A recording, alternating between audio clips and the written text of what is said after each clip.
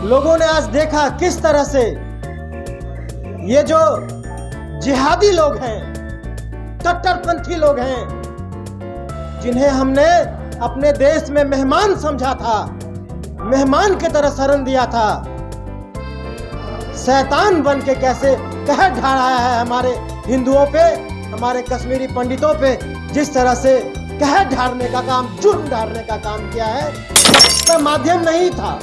मैं नहीं कहता हूं चाहे किसकी भी सरकार रही हो, लेकिन सरकार में जो भी रहा हो, कारण जो भी रहा हो, यह अमानवीय है। हमने देखा है किस तरह से एक पिता के सामने उसकी पत्नी, उसकी बेटी दोनों का बलात्कार। हमने देखा है किस तरह से पति के खून से सना हुआ भोजन पत्नी को करना पड़ रहा है।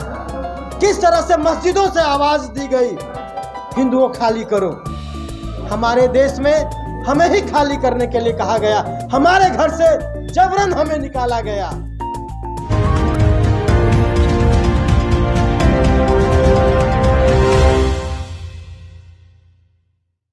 मैं जिहादियों के खिलाफ हूं, आतंकवादियों के खिलाफ हूं, जो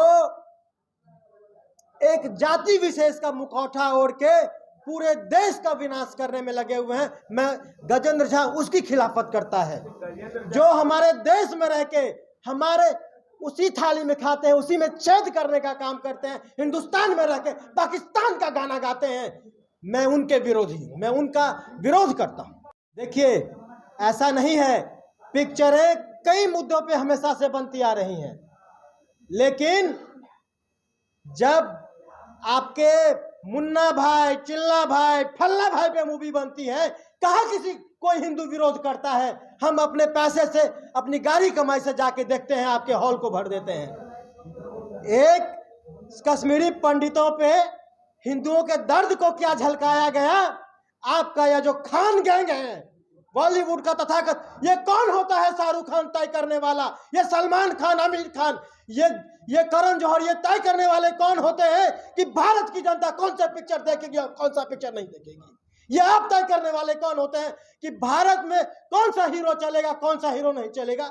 ये आप तय करने, क्योंकि अगर मुस्लिमों की वाहवाही पे पिक्चर आती है तो आपको पाकिस्तान से, आपको विदेशों से, आपको दुबई से, आपका जो दौद गैंग है, ये दौद गैंग आपको आसानी से, क्योंकि फंडिंग करता है, बहुत आसानी से आपको पैसे मिल जाते हैं, कर्ज मिल जाता है।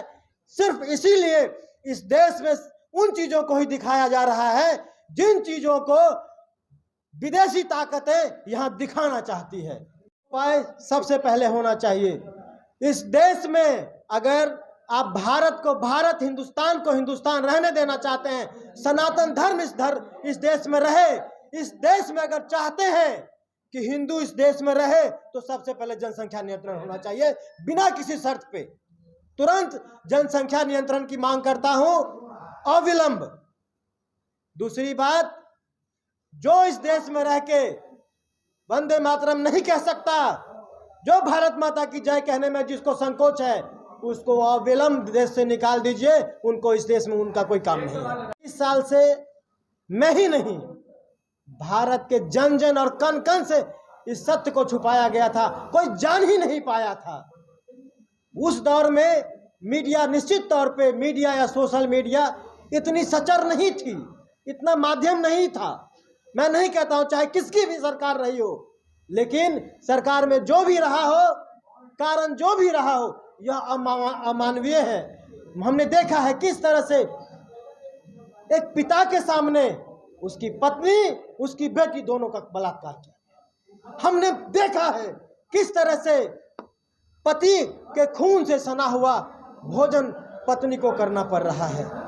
किस तरह से मस्जिदों से आवाज दी गई, हिंदुओं खाली करो।